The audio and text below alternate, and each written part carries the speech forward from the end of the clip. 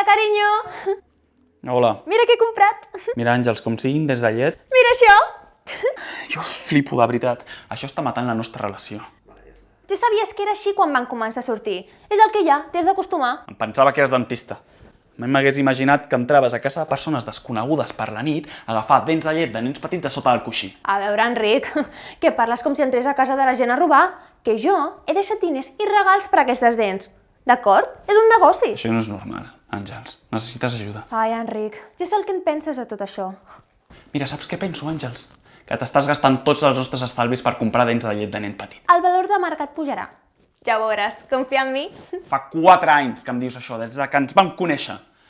Per què tantes dents aquí? Si és que ja no hi caben totes aquestes capses aquí dins.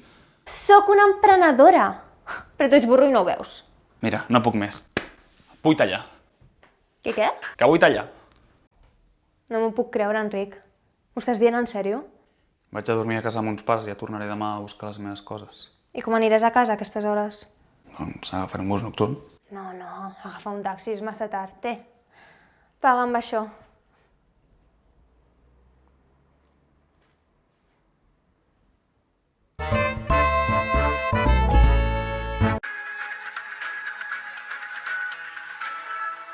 Una pujada inesperada a la borsa fa augmentar el valor de les dents de llet de 0 a 1.000 euros per dent.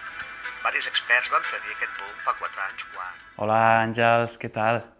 Com va tot?